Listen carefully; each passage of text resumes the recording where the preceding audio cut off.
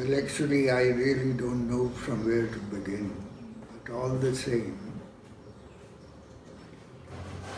I was a young captain with 2nd Battalion of the Parachute Regiment when we got orders to move by air to South Korea to supplement the effort of Custodian Force India, which consisted of 5 regular battalions with the brigade headquarters. Perhaps Custodian Force was part of Neutral Nations Repatriation Commission with its headquarters at Pyongyang. And they ran short of, because our job was essentially to repatriate the prisoners of war. No decision had been taken how to dispose of the prisoners of war. So the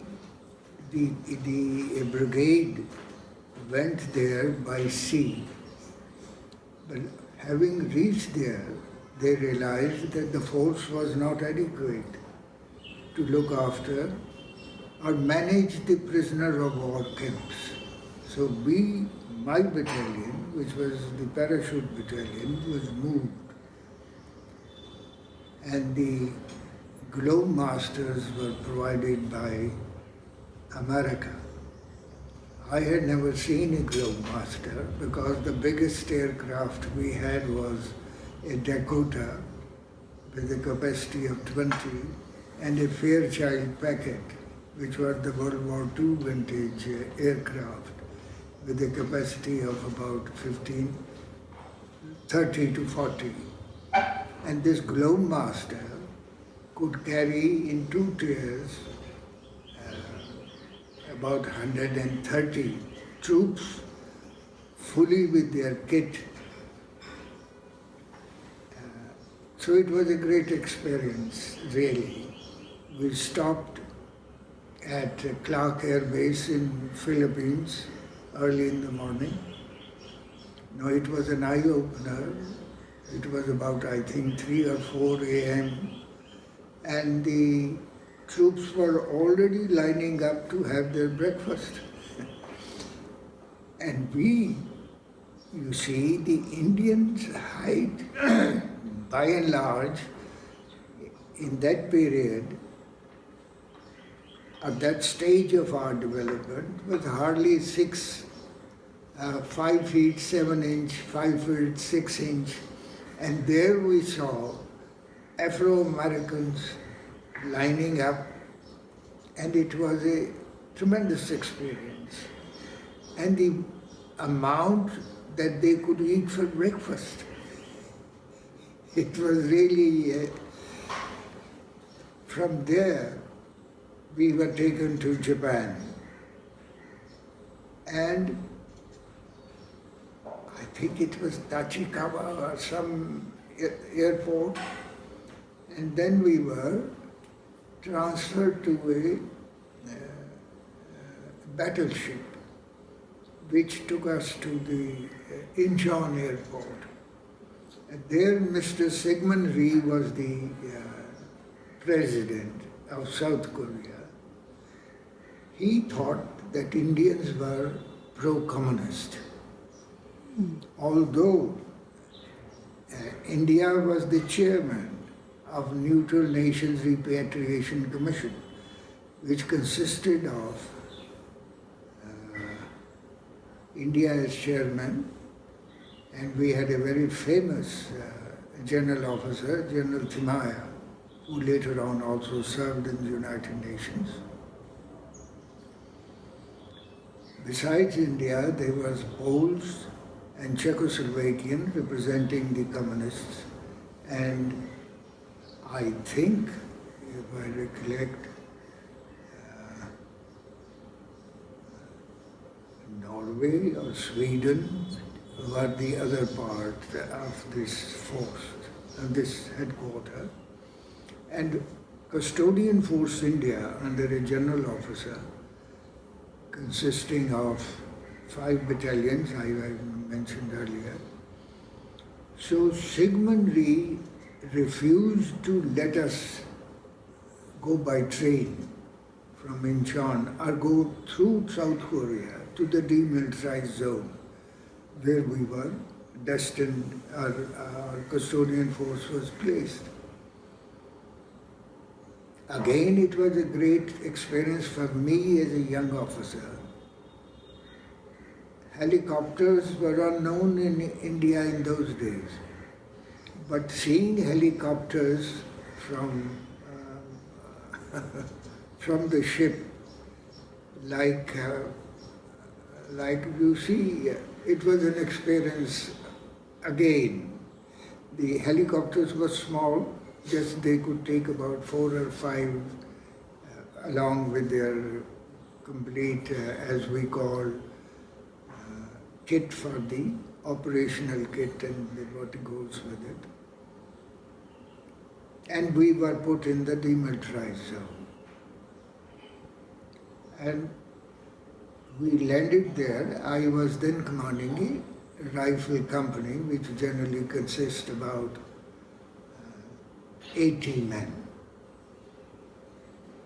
And it was about 5 in the evening, and it was getting a bit dark when I was given orders to relieve another company and take over straight away the prisoner of war camp.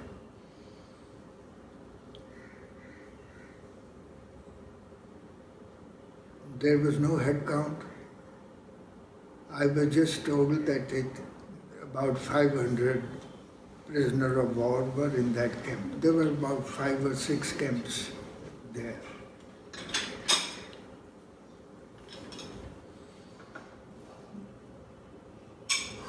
And lo and behold,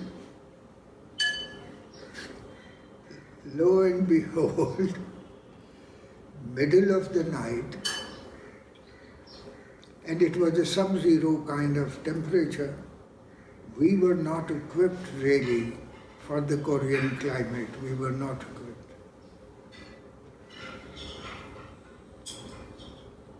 There was a breakout, and our sentries on the periphery were firing to stop the exodus. It was a nightmare. We were in our under sort of, sleeping, and suddenly this commotion was taking place. And perhaps they had timed it also. They knew, they were very seasoned, those who have fought the war, but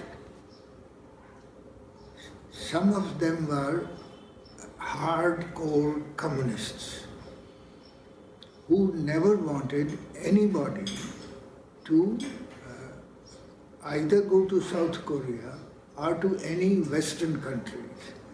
And they were creating terror in the camp. So anyway, to continue with this breakout, a lot of them got through. They were very keen to go to South Korea or to South or to Europe or anywhere else. But it was a major setback for me that this happened when I was in command of the camp. That's a different story. I had to face a bit of disciplinary action for that.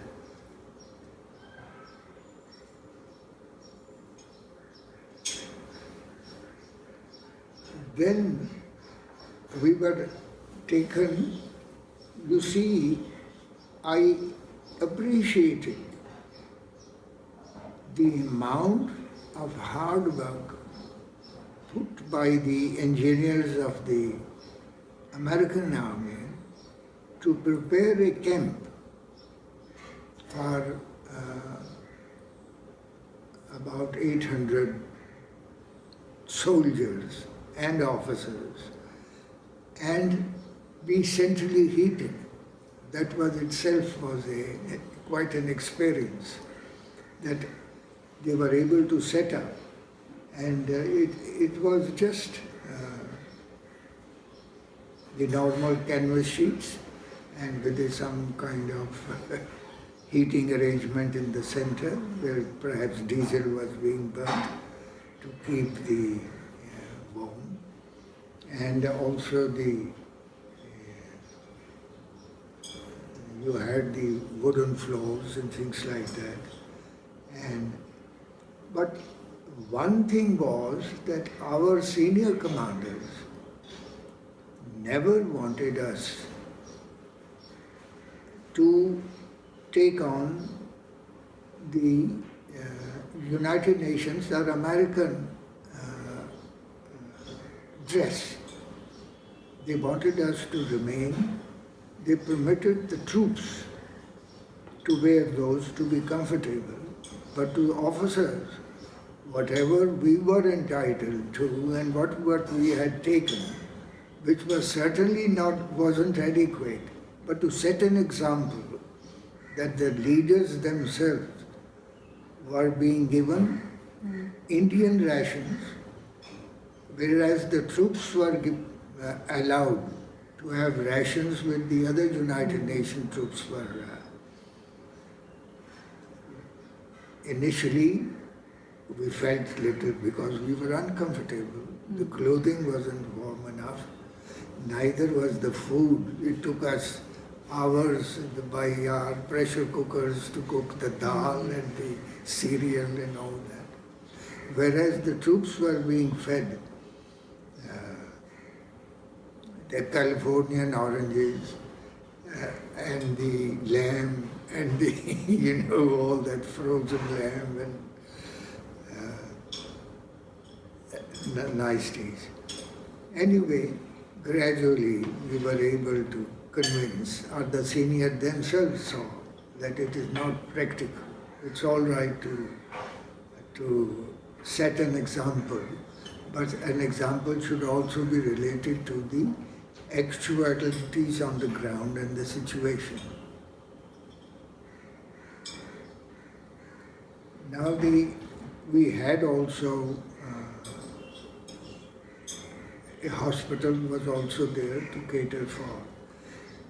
Let me concentrate first on the behavior of the core communist leaders. They had created cells in the compound, deep cells. One, it gave you protection against the climate, and second was that they used to torture those perhaps who were very keen to break away and torture them so badly that they will kill. And in the morning, what you saw was 2-3 bodies being put on the gate of the, which was a barbed wire kind of gate. It was a very tough situation. And you could do nothing. You could do nothing against the torture that was going on in the camps. Once we settled down, then I'm relating to what my job was. I was given the job of presenting prisoner of war from my camp to the team of NNRC, Neutral Nations Repatriation Commission team. And each prisoner of war was exposed to them in a tent, something like that, bigger tent. And there, each ambassador or part of that team will bring messages, and those recorded messages were played requesting these fellows to come back to their own motherland, go back to North Korea, to China, or wherever.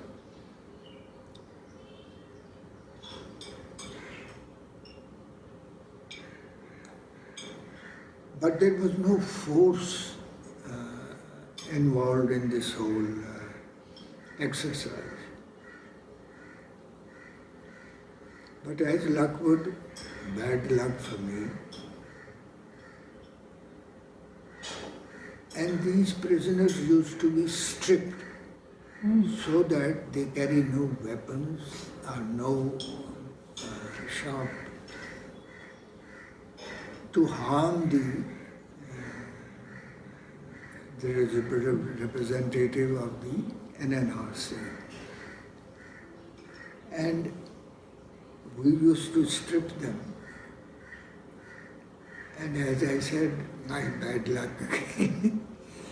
One of the prisoners had kept a blade somehow, I don't know where. And he slashed one of the faces of one of the... There was a commotion. Wait, this is very important.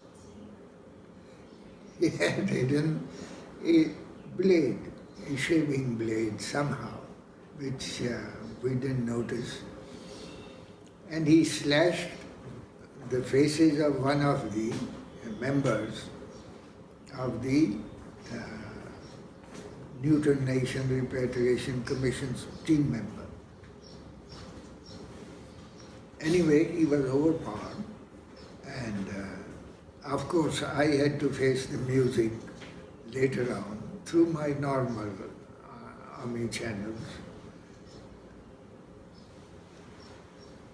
But the officer who was conducting an inquiry into the whole thing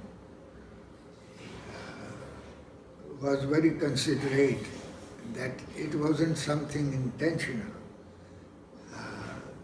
There was no motivation on my part to be lax, and therefore I was honorably, and it was quite a bit of tension so far as as a young officer, I had then about 6 years service and I was about 26 years old then.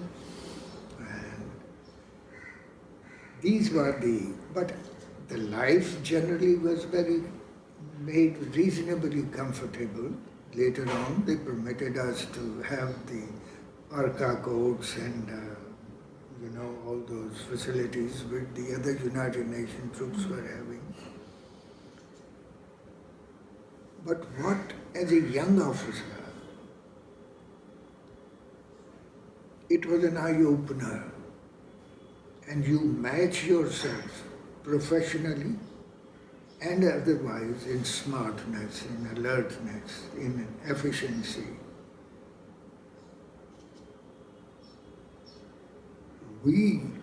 I thought, I am as good or even better in a sense than officers from some of the other countries.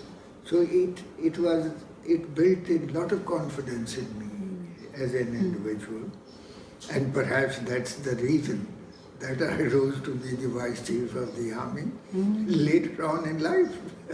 Wow, Vice Chief of the Army? Right. So, we used to have, once I was taken off from that and I was made adjutant of the battalion, that means I was not involved in looking after the prisoner of war, but managing the affairs of the unit. We had a comfortable stay there. Our officers' mess was there. All the facilities were given. Even movies were shown. And we used to naturally sit in a huge transport carrier, and which was warm enough to view the. I remember seeing a movie of Nat King Cole was the great singer of those days, and the song I remember was "What a Beautiful World." Oh. What a beautiful world! It was a great song of those days.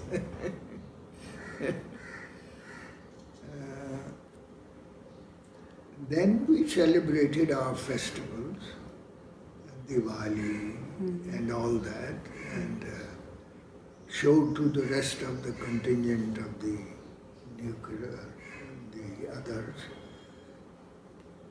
Perhaps it must have been explained to you that we were 5 battalions.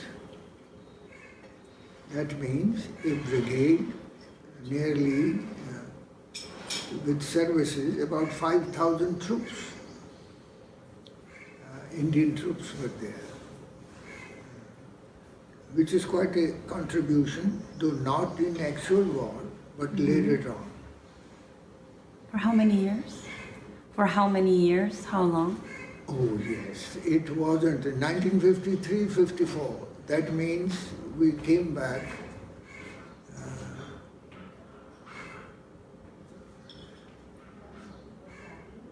about 10 months.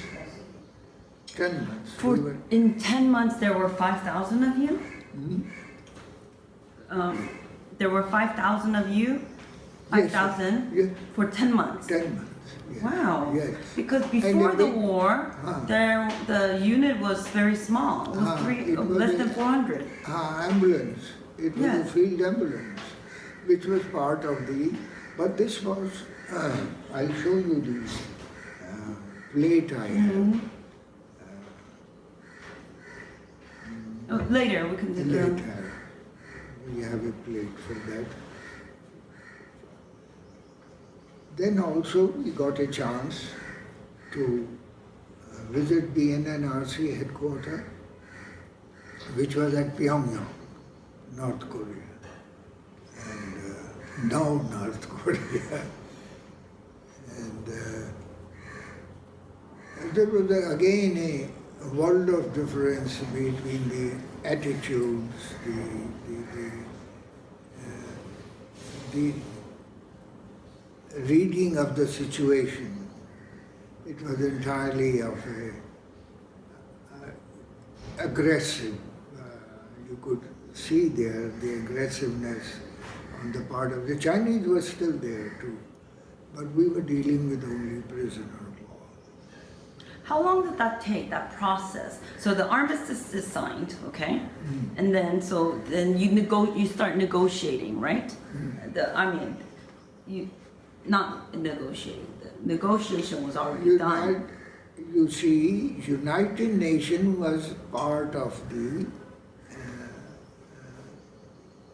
fighting. So this was I think under Geneva Convention or a United Nations Repatriation Commission. Repatriation, which is a self-explanatory, was to repatriate or give an opportunity to the prisoner of war where they want to go. But again, it may be premature. Unfortunately, we were not able to achieve our task. No final decision was taken, and we returned the prisoner of war back to the neutral nations, and we came back without achieving the aim. And it took 10 months. Yeah, just in 10 months.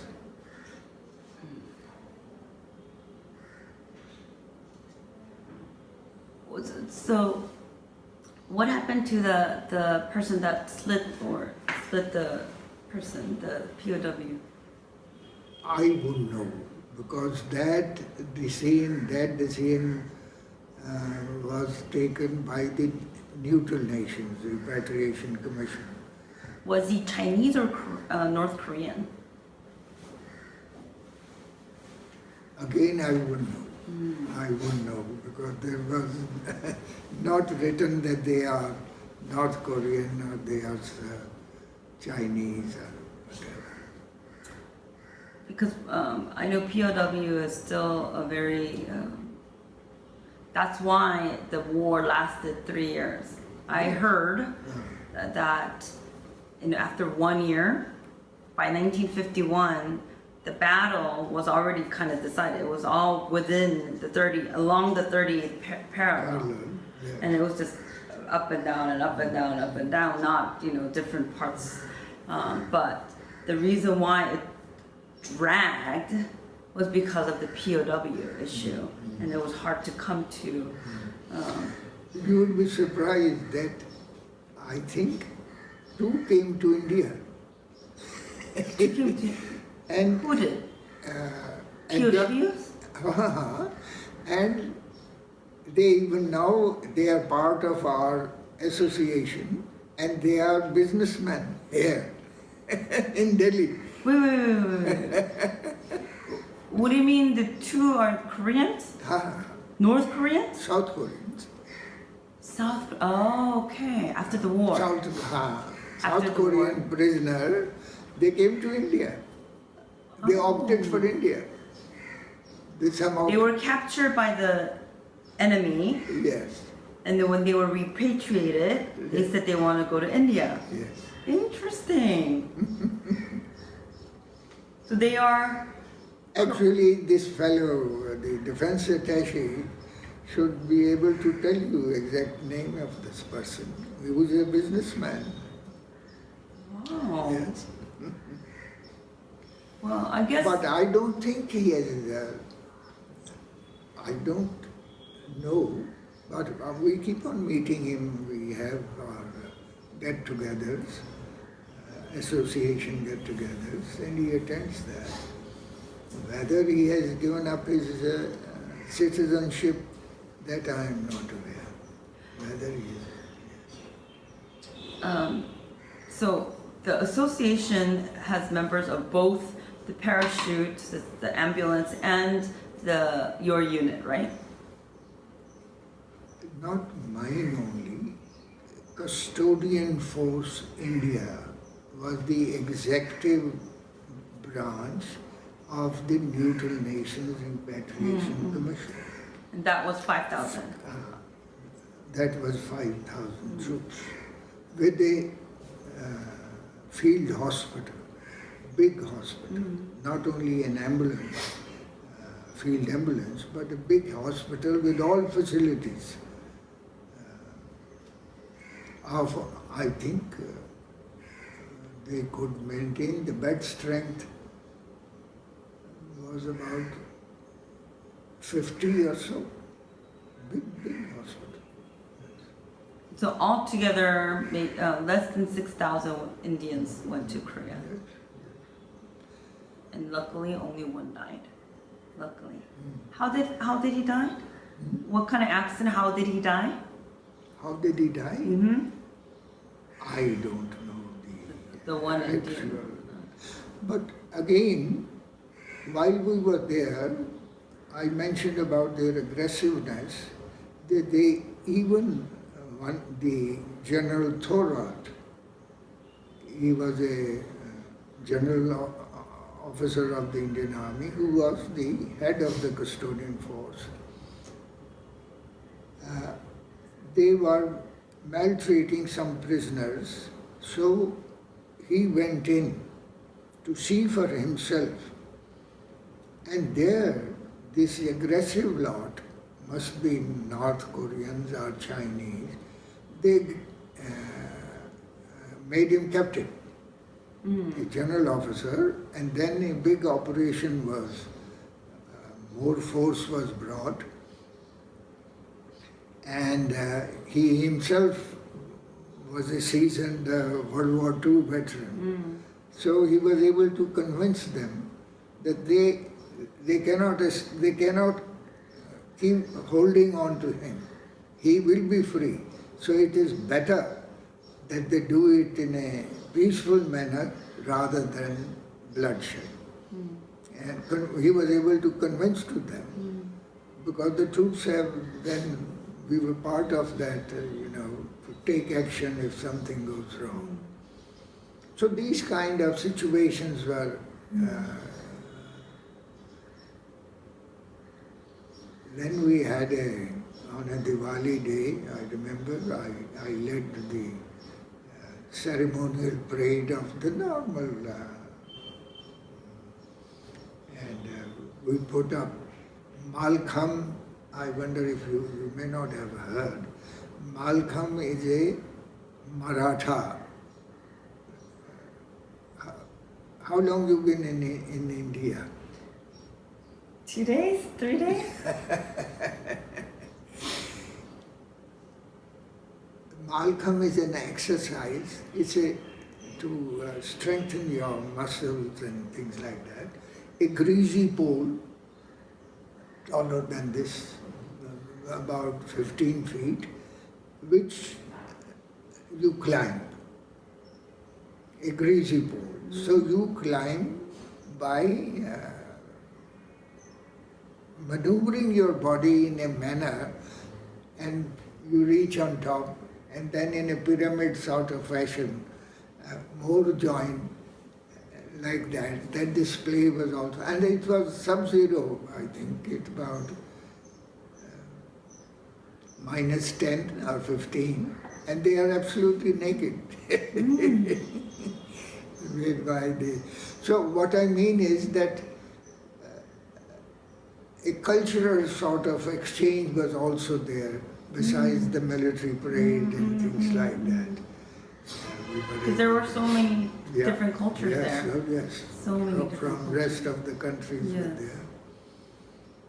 So it was very interesting. Have you been back to Korea? Yes, I went there in 2002. For the first time? Yeah, no, 2002, yes, only once. I went once. That was during World Cup. During the war, Seoul was absolutely, there was nothing. There was nothing standing in the capital.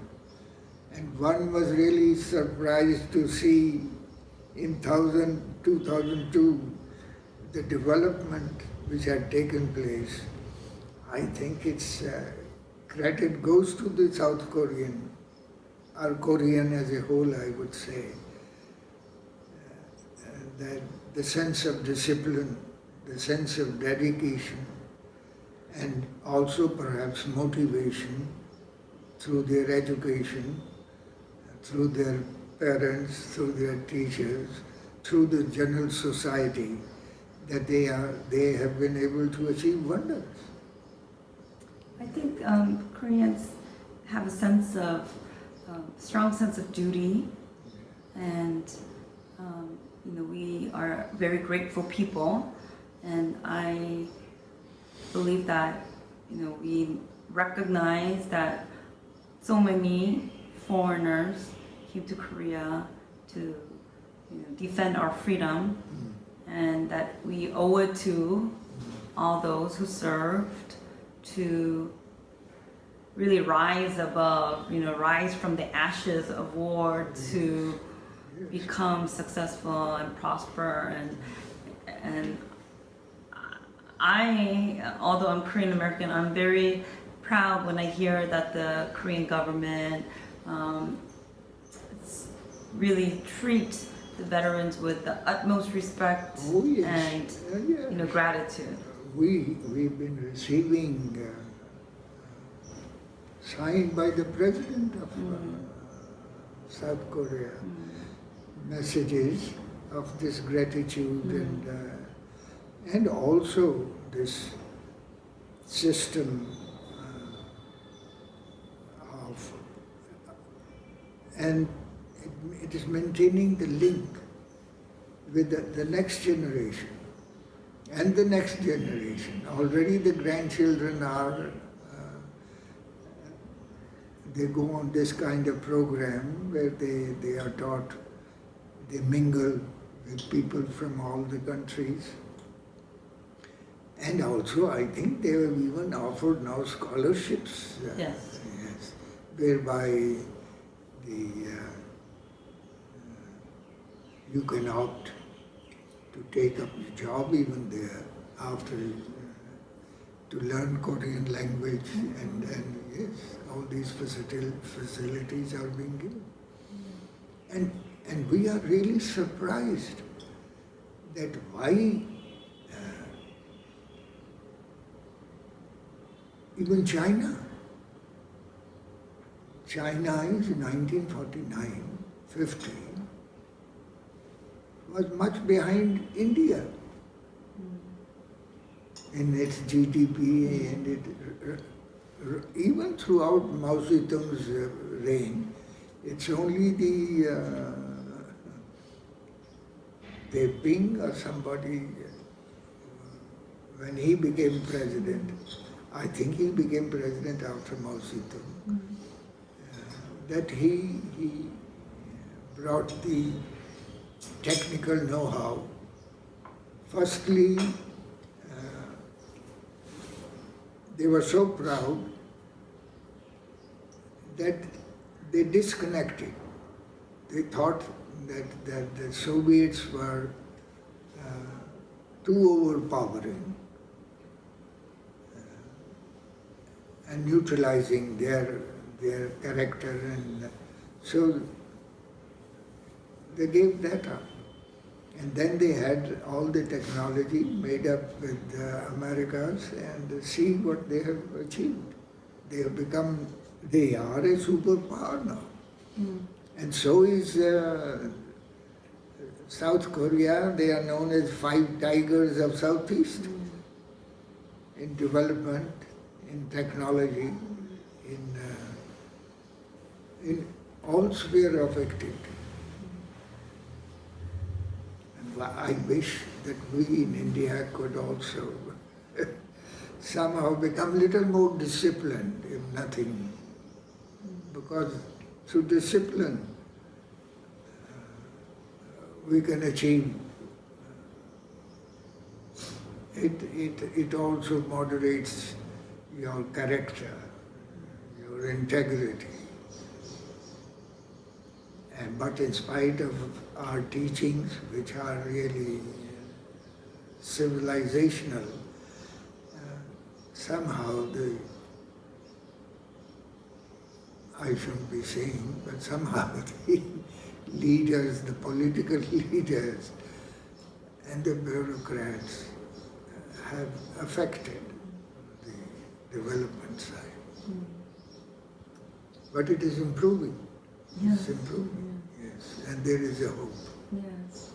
And I have so many Indian American friends, and they're the diaspora. They're very, very, very prosperous, and they'll bring back that kind of knowledge, and because that's what Chinese. Where are you staying in? Stay USA. Washington D.C. Washington D.C. Yes. And there's an Indian American congressman, because I worked in Congress for a long time, and yes, I think all over the world, with many of the diaspora bringing back the knowledge and just the sense of, I guess, more discipline, like you said, because when you go abroad and you're not in your home country, you have to work as harder. And that's why I feel like I've achieved the American dream, because,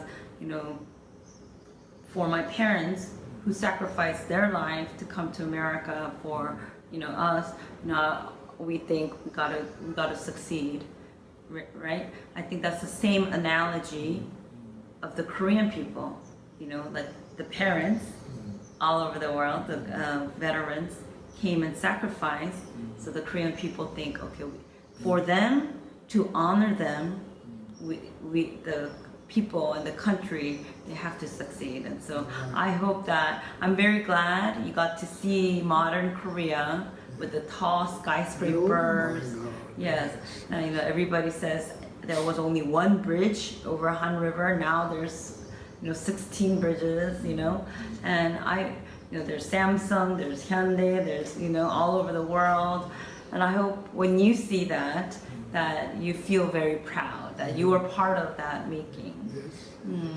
I really hope so. And that's why I wanted to come, and I wanted to just, I know you know and you are proud, but it's also nice to hear it again, to say thank you again. Tremendous. So I do want to say thank you. Oh, in the Korean custom, like in New Year or when you pay respect to the elder, we bow. That's the proper way of saying thank you. So I would like to actually do that because I tried. This is not sorry, but I tried to wear something a little bit kind of Indian to pay respect for you.